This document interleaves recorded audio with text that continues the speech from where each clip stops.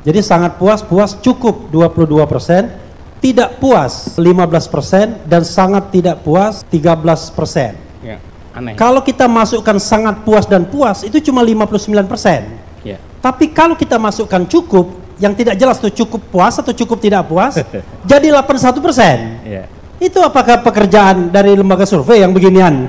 Saya on the same page sama Bang Refli soal kenapa pilihan kepuasan atau ketidakpuasan terhadap Prabowo itu dibikin dalam 5 skala. Itu ngawur itu penelitian.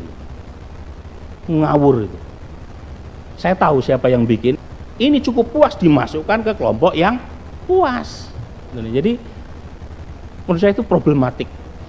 Dugaan saya secara etik bermasalah. Mana pernyataan yang Anda anggap hoax? Ijazah Jokowi palsu atau ijazah Jokowi asli? Oke. Terakhir, saya baru mendapatkan informasi ada pengelola 100.000 akun dengan biaya 250 miliar per tahun, dan kalau Anda mau sewa lembaga itu, maka Burhanuddin Muhtadi barangkali bisa menjadi Presiden Republik Indonesia 2029.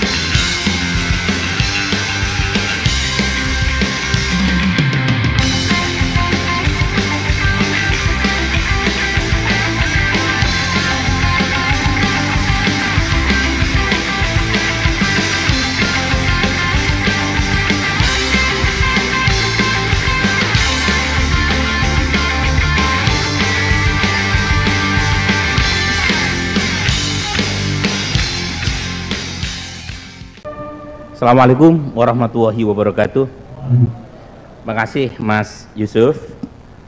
Selamat pagi Mas Anies. Ada Ketua Umum Kakanda kita Bang Sahdin Hamid. Ada kolega lama saya Kang Aso, Profesor Zulfikar Amir. Ada kawan-kawan yang nggak bisa saya sebutkan satu persatu. Ada Bang Geis, ada Prof Didin, ada Kang Refli, ada Mas Anton ya. Lama kita nggak ketemu. Terakhir ketemu di hotel yang spooky itu. Oke, sekalian, saya tidak sengaja pakai batik yang mirip dengan jaket Bapak sekalian, kebetulan. Jadi saya akan membawakan topik kurang lebih 20 menit yang sangat krusial sekaligus melanjutkan apa yang tadi disampaikan oleh pembicara sebelumnya. Next. Jadi digitalisasi kaitannya dengan demokrasi itu seperti pisau bermata dua. Satu sisi dia punya efek yang mungkin akan menguatkan demokrasi, tetapi secara praktis digitalisasi juga punya impact negatif terhadap demokrasi. Nah, kapan ia positif, kapan ia negatif, itu sangat tergantung oleh konteks politik dan regulasi suatu negara. Nah, saya memulai dari aspek positif digitalisasi terhadap demokrasi. Yang pertama, jelas digitalisasi membuka akses yang lebih luas terhadap partisipasi publik. Ya. Jadi ada semacam kebijakan publik yang di-share secara bersama, bukan lagi milik elit.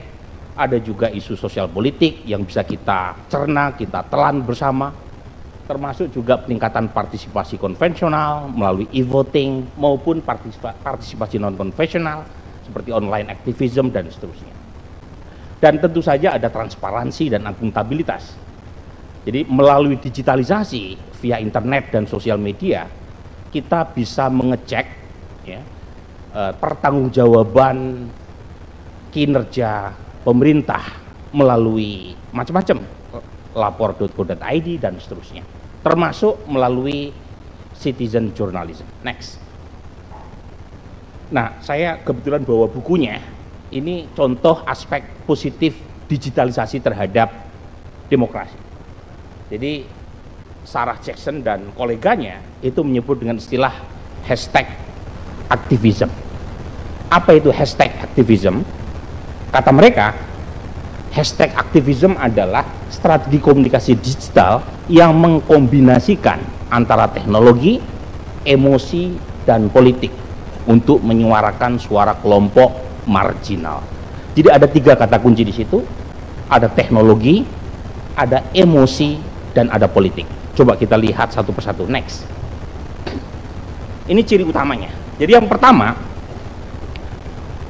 hashtag aktivism yang positif terhadap demokrasi itu berbasis sosial media.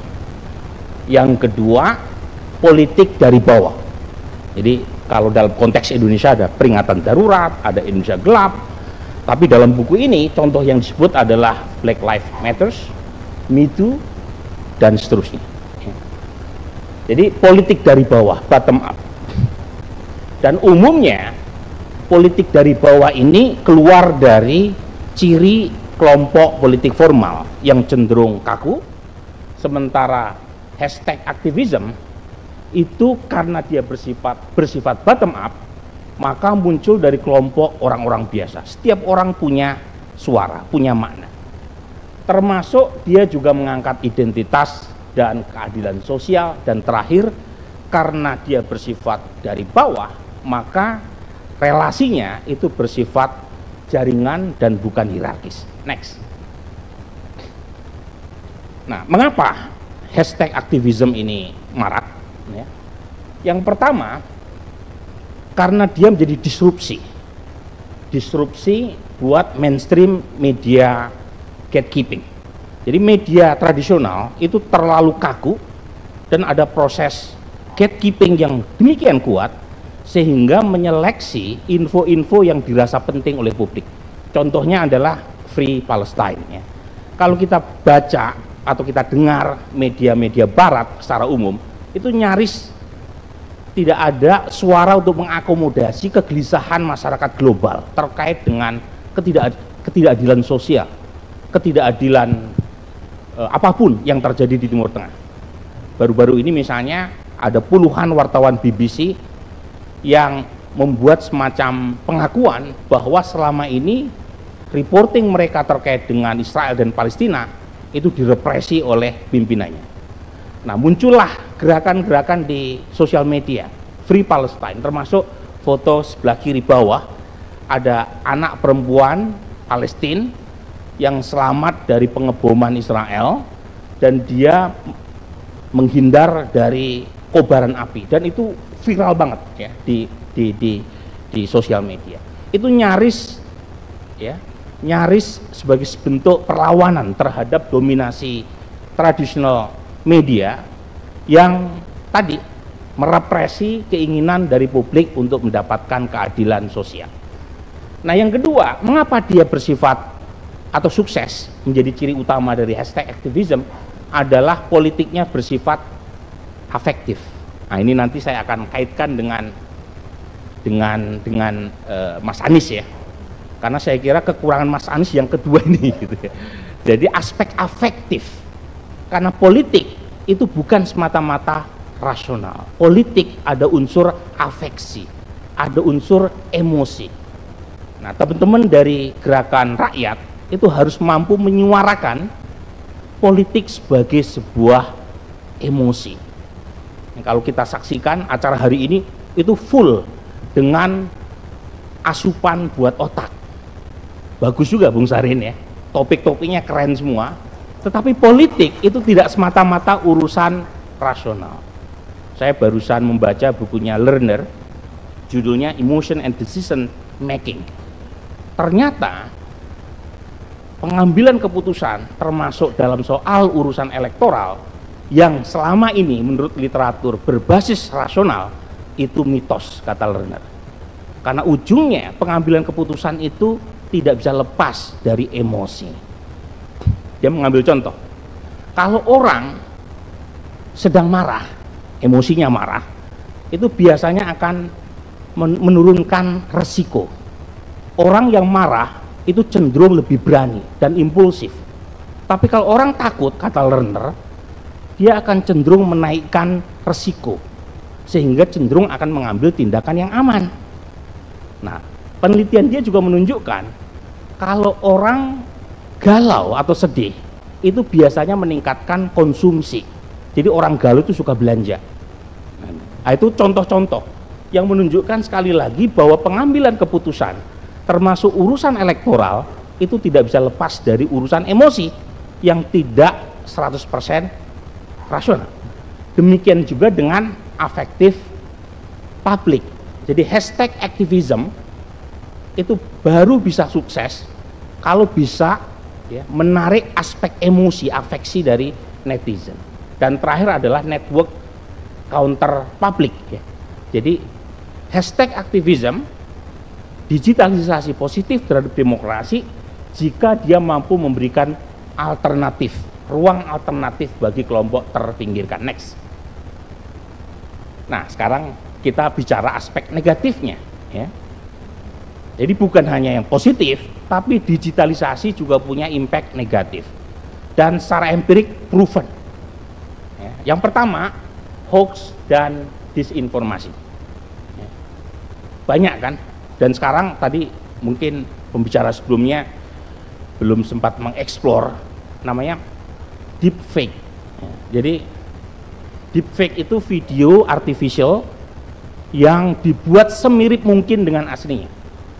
Misalnya yang rame kemarin ada audio yang rame seolah-olah Bang Surya Paloh memarahi Mas Anies, hoax. Ada video Pak Prabowo pidato dalam bahasa Arab fluence, saya aja yang alumni pesantren kalah, hoax. Tetapi dia dipercaya. Nah, pertanyaannya siapa yang percaya?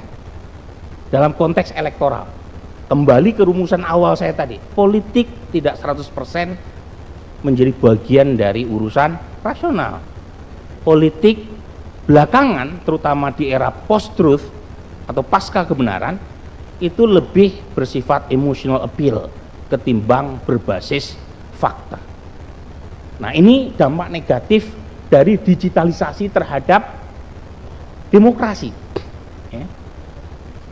Hoax, misinformasi, disinformasi menyebar sangat cepat, bahkan jauh lebih cepat ketimbang fakta. Next. Jadi ada 4 atau 5 ya jenis information disorder. Ya, yang pertama adalah yang disebut dengan disinformasi. Berita palsu, tidak benar yang disengaja disebarkan. Ya. Yang kedua, propaganda. Propaganda ada basis empiriknya, tetapi hanya sebagian saja yang disampaikan, kemudian disebarluaskan. Jangan lupa, sebagian kebenaran itu adalah kepalsuan ya. Jadi kebenaran harus disampaikan secara utuh, tapi kalau hanya diambil secara piki, itu bagian dari propaganda. Ada misinformasi, itu berita hoax tetapi tidak sengaja disebarluaskan. Ada fake news, dan terakhir ada namanya malinformasi, yaitu satu bentuk berita yang tidak sengaja disebarluaskan ya, tapi benar. Contoh ya, kasus yang terjadi beberapa tahun lalu benar ada faktanya, tapi disebarluaskan sekarang. Nah, itu namanya malinformasi. Next. Nah, ini dampak negatif digitalisasi berikutnya, yaitu menimbulkan polarisasi politik, echo chamber, dan filter bubble. Jadi temuan saya, kebetulan saya dan beberapa kolega cukup aktif melakukan riset berkaitan dengan disinformasi. Eksposur pemilih kita terhadap 4 jenis information disorder itu sangat tinggi. Jadi orang di Indonesia itu cenderung mendapatkan atau terekspos disinformasi, misinformasi, hoax, dan propaganda. Tapi mereka yang terekspos oleh misinformasi itu tidak serta-merta percaya. Jadi ada variabel atau prediktor yang signifikan yang menjelaskan mengapa orang percaya terhadap misinformasi dan yang lain tidak. Dan yang paling kuat menjelaskan kepercayaan terhadap hoax tadi itu adalah aspek partisan, aspek emosi lagi. Jadi kalau orang sudah punya sikap Prof. Burhan, partisan, semenit lagi ya. oh semenit lagi ya, terhadap kelompok tertentu, dia akan cenderung percaya kalau informasi tersebut menguntungkan kandidatnya, kandidat yang dia dukung, meskipun faktanya tidak. Atau cenderung percaya kalau misalnya informasi tersebut merugikan lawan dari kandidat yang dia dukung. Nah, ini ciri dari situ. Nah sebenarnya ini saya sebut dengan istilah selective belief. Ini nggak bagus buat demokrasi. Kenapa? Karena orang seharusnya menolak atau menolak informasi, menolak atau menerima informasi itu harusnya bukan berdasarkan sikap partisan, tapi berdasarkan fakta. Tapi faktanya nggak seperti ini, temuan empiriknya. Harusnya orang menerima atau menolak informasi bukan karena sikap ideologis, tapi betul-betul apakah karena fakta atau tidak. Next. Ini contohnya. Ya. Jadi kalau ditanya percaya atau tidak percaya, Mas Anies dimarahi sama Surya Paloh, itu yang cenderung percaya terhadap hoax ini itu adalah pendukung Prabowo dan Ganjar. Padahal faktanya enggak, gitu kan? Yang sebelah sana, orang yang percaya bahwa Prabowo berpidato bahasa Arab itu umumnya pendukung Prabowo. Pak Burhan, Ya. kita lanjutin di sesi diskusi ya. Oke. Next, coba mungkin terakhir nanti lewatin lagi karena waktu habis. Saya pengen yang bagian selanjutnya terus. Bentar. Tiga slide terakhir ya, Bang. Dampak negatif berikutnya. Ya. Digitalisasi punya dampak negatif karena dia punya potensi melakukan represi digital.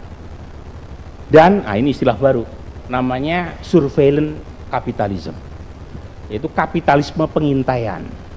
Sekali kita terkoneksi dengan media sosial, dengan internet, data kita, hidup kita, itu akan di-capture oleh AI tadi. Dan dimanfaatkan oleh para pelaku surveillance capitalism. Dan terakhir, terjadi ketimpangan akses digital. Ini juga dampak negatif digitalisasi. Misalnya e-government diterapkan di Indonesia, sementara ada masih banyak wilayah yang tidak terkoneksi dengan internet. Sehingga tercipta semacam ketidaksetaraan dalam mengakses internet. Last slide, next. Nah ini dia. Nah sekarang apa yang kita harus bisa lakukan, yang bisa kita lakukan? Yang pertama, kita harus akui digitalisasi berpotensi meningkatkan demokrasi di Indonesia. Itu satu fakta yang harus kita apresiasi karena dia menciptakan ruang publik baru. Tetapi tanpa infrastruktur etik, tanpa infrastruktur hukum dan literasi digital, maka ruang ini justru akan menjadi alat dominasi dan distorsi. Nah, perspektif Habermas, dia bicara tentang deliberative democracy, katanya teknologi itu tidak netral dan karenanya harus diatur dan didesain untuk mendukung komunikasi yang bebas dari distorsi. Ada 3 ya, sebagai penutup, negara dan masyarakat sipil harus meningkatkan literasi digital deliberatif. Jadi tidak semata-mata teknis, tapi ada unsur deliberasi. Yang kedua, mengubah aturan yang selama ini potensial mengancam kebebasan sipil. Misalnya pasal-pasal di Undang-Undang ITE itu harus direvisi supaya tidak dijadikan alat untuk melakukan represi. Dan terakhir, memastikan digital access yang setara. Saya kira itu Mas Yusuf, terima kasih. Baik. Assalamualaikum warahmatullahi wabarakatuh. Saya dibisiki oleh petugas, satu penanya saja. Kesempatan ini saya kasih keistimewaan kepada tamu kita, Bang Saur, Mas Hefri Harun. Ada Bang Saur. Tolong dikasih mic. Assalamualaikum warahmatullahi wabarakatuh. Waalaikumsalam. Pertanyaan pertama, saya mendapatkan hasil survei tapi bukan dari lembaga Mas Burhanuddin. Soal rating approval, mengatakan sangat puas itu, ntar ini udah tua jadi agak susah saya. Sangat puas 13%. puas 46%, cukup 22%, itu bahasanya gitu ya. Jadi sangat puas, cukup 22%, tidak puas itu 15%, dan sangat tidak puas 13%. Ya. Nah, yang saya terganggu adalah ada kata cukup itu dimasukkan sebagai rating approval. Aneh. Kalau kita masukkan sangat puas dan puas itu cuma 59%. Ya. Tapi kalau kita masukkan cukup, yang tidak jelas tuh cukup puas atau cukup tidak puas, jadi 81%. Ya. Itu apakah pekerjaan dari lembaga survei yang beginian? Itu satu, ya kan? Karena yang kita dengar rating approval 81% kan sampai saat ini. Padahal saya mendapatkan angka sangat puas dan puas itu cuma 59%. Itu satu.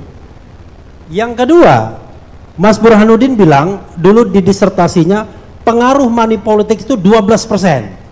11, Oh, 11, ya 12% lah kira-kira ya. Banyak bro itu bro. Kira-kira sekarang naik atau turun? Oke. Nah, itu. Yang ketiga, ada hoax yang dikatakan tidak tahu siapa. Anggap aja hoax. Suara Prabowo itu bukan 58%, tapi 35%. Itu nggak tahu saya. Karena itu katanya dokumen-dokumen yang itulah di Rusia dan lain sebagainya itu. Yang terakhir, mana pernyataan yang Anda anggap hoax? Ijazah Jokowi palsu atau ijazah Jokowi asli? Oke. Terakhir, saya baru mendapatkan informasi ada pengelola 100.000 akun dengan biaya 250 miliar per tahun, dan kalau Anda mau sewa lembaga itu, maka Burhanuddin Muhtadi barangkali bisa menjadi Presiden Republik Indonesia 2029. Wassalamualaikum warahmatullahi wabarakatuh. Bang Saur tadi ada yang bertanya? Pak Saur, Kalian aja Bang Saur, Bang Saur lah. Ya. Iya. Satu aja. Lagi. Oke, silakan Mas Saur. Satu lah, boleh lah. Lama nggak ketemu soalnya. Oke bro, kayaknya dia lagi cuci otak teman-teman nih. Bro, Iya, partai ini mau dibangun dengan humble, Oh, iya. tenang, kalem, diprotes gak marah. Tadi kan bro udah mau men-trigger mereka bahwa Pak Anies nih harus nunjukkan emosinya gitu. No. Itu tidak akan pernah terjadi di partai ini. Kok partai? Jadi maksud saya, usia hoax itu hanya sekian second. Kami di sini paham betul gerakan rakyat, hoax itu usianya hanya sekian second. Jadi kita nggak perlu respon omong-omongan yang nggak betul. Tadi kan Anda udah tunjukkan, jelas Mr. Presiden nggak bisa bahasa Arab, hanya sekian second. Jadi jangan takut dengan hoax. Repli, lu nggak usah takut dengan sekian ribu apa tadi itu? Nggak usah takut. Because we hold the values. What is the values? Berani, jujur, sederhana, adil, sederhana, tenang, kalem. Dan itulah gerakan rakyat yang akan memenangkan apa yang kita sebut menuju Indonesia yang abadi, yang adil. Jadi jangan didengar semua omongan beliau. Terima kasih. Oke. Cukup ya, 2 ya. Saya mulai dari Bang Saur dulu ya sebelum ke Bang Refling. Pertama soal emosi itu bukan dalam pengertian yang dipahami sama Bang Saur ya, bukan. Emosi di sini adalah sikap afektif yang membuat orang merasa kita itu punya value yang sama. Jadi kata tadi itu di package Bang Saur. Contoh tadi, value yang Bang Saur yang mungkin di-share sama teman-teman di sini. Adil, jujur. Itu tidak semata-mata disampaikan tanpa proses tanda kutip marketing sama sekali. Itu harus ada sentuhan emosinya supaya masuk ke masyarakat. Saya bicara apa adanya, bahan dasar kita 37% pemilih kita itu lulusan SD atau bahkan tidak sekolah. Yang lulusan S1 cuma 13%. That's a fact. Ya. Jadi kalau misalnya Bang Saur sama Bung Syahrin Hamid bicara terlalu tinggi, itu captive-nya cuma 13%. Itu pun 13% masyarakat yang berpendidikan tinggi itu tidak seluruhnya pakai otak juga ketika mengambil keputusan. Itu satu, ya, itu hal yang sangat simpel. Jadi sebenarnya saya sedang memberikan tips, ya. Tips, ya. Ini contoh sederhana.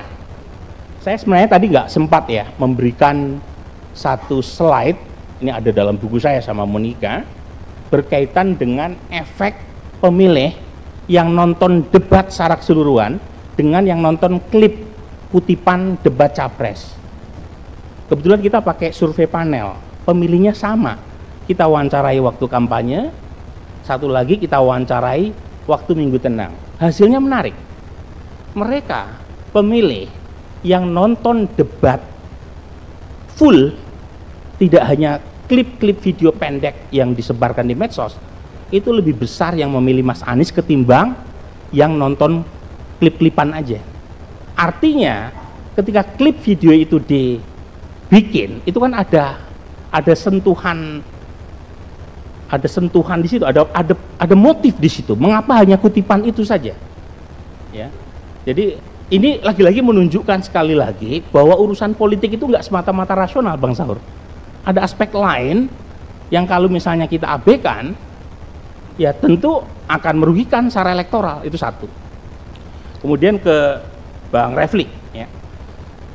Saya on the same page sama Bang Refli soal kenapa pilihan kepuasan atau ketidakpuasan terhadap Prabowo itu dibikin dalam 5 skala. Itu ngawur itu penelitian.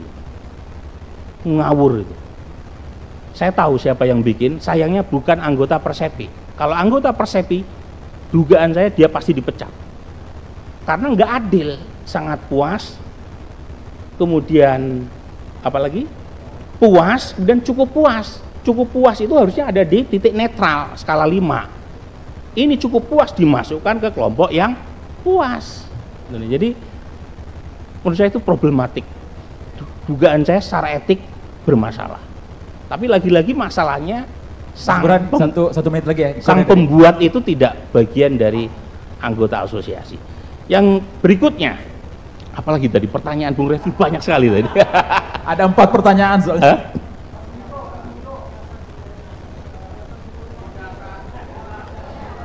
Oke, pertama saya tidak tahu ya bukti empiriknya. Ya. Lagi-lagi ini sekaligus bukti sekali lagi bahwa urusan menilai sesuatu itu sangat perseptual dan berdasarkan sikap partisan. Saya sendiri tidak tahu faktanya seperti apa. Apakah palsu ataukah asli. Tapi kalau ditanyakan kepada publik, sejauh ini masih banyak yang mengatakan itu asli. Sejauh ini ya. Nah, bukti surveinya begitu dan ada 3 minimal. Tapi survei itu sendiri kan berdasarkan persepsi. Nah, bisa saja berubah kalau misalnya ya ada bukti hukum yang secara empirik menunjukkan ketidakaslian dari ijazah itu. Apalagi tadi kayaknya ada 5 deh, Bung. Terakhir, ya. Kalau itu Bung Refli, kalau dari data saya terakhir surveinya antara 51 sampai 54% buat Prabowo. Ya, sebelum pemilu. Saya orang yang tidak terlalu baperan sama data. Ya. Bapak sekalian tahu, saya termasuk yang tanda tangan petisi anti putusan 90. Ya. Teman-teman dari UIN Jakarta. Ya saya tanda tangan aja, karena secara etik putusan nomor 90 itu bertentangan dengan etika kita. Tapi ketika survei saya menemukan Gibran ketika dipilih oleh Prabowo punya efek secara positif buat menaikkan suara Prabowo, ya saya akan bilang. Tapi kalau ternyata waktu itu saya menemukan efeknya negatif sesuai dengan apa yang ada dalam keinginan saya, ya saya akan sampaikan. Nah, kira-kira itu. Jadi posisi saya kalau melihat soal ijazah tadi Bung Refli, saya tidak bisa ngomong panjang sebelum ada bukti secara empirik yang menunjukkan keaslian atau kepalsuan ijazah itu. Masalahnya ini sesuatu yang empirik Bang Saud, bukan logika ya. Jadi dalam filsafat ilmu itu ada kebenaran empirik, ada kebenaran logis. Kebenaran logis belum tentu empirik, kebenaran empirik mungkin bisa kita sebut sebagai kebenaran yang logis juga. Saya kira itu. Terima kasih. Udah ditepuk tanganin sama panitia. Artinya sudah selesai waktu saya. Mohon maaf. Assalamualaikum warahmatullahi wabarakatuh. Waalaikumsalam. Oh, ada. Cukup ya? Oh iya, ada money politik. Buat closing statement, boleh? Udah, closing. Oke. Sekaligus menjawab pertanyaan dari Bung Refli. Ini fakta yang menyakitkan, bitter truth, tapi saya harus sampaikan. Kebetulan ada tulisan terbaru saya buat Leiden tentang efek keserentakan pemilu terhadap money politik. Naiknya tajam sekali. 2024 kemarin money politik meningkat pertama dari sisi insiden. Dulu 2014 33%, mereka yang mengaku menerima politik uang, terakhir 50-an%. Kemudian yang kedua, efek money politik terhadap perilaku orang memilih juga meningkat. Dulu banyak yang terima duitnya soal pilihan itu kembali ke masing-masing, artinya banyak pemilih kita yang oportunis, yang pragmatis, ambil duitnya belum tentu memilih. Sekarang efek positif money politik terhadap perilaku memilih meningkat tajam. Dan terakhir, ini menyedihkan juga, efek money politik membuat harga pemilih makin mahal based on 2024 election kemarin. Jadi ini udah kita kontrol pakai inflasi. Jadi saya punya data panjang tuh Mas Anies, kita bandingkan dulu uang 100.000 itu efek mempengaruhi pilihan 61%. Terakhir uang yang sama kita udah kontrol dengan inflasi, itu hanya punya efek mempengaruhi 30%. Artinya harga pemilih makin larang, makin mahal. Saya kira itu ya, semoga tidak mendiscourage Bapak Ibu sekalian seperti yang dikhawatirkan Bang Saur gitu ya. Tapi tetap semangat. Tapi poin saya satu, politik Bang Syahrin, Mas Anies itu tidak semata-mata urusan rasional. Jadi rasionalitas itu harus di-package dengan bahasa hati supaya gerakan rakyat bisa memikat warga Indonesia secara lebih banyak. Saya kira itu. Assalamualaikum warahmatullahi wabarakatuh. Waalaikumsalam warahmatullahi wabarakatuh.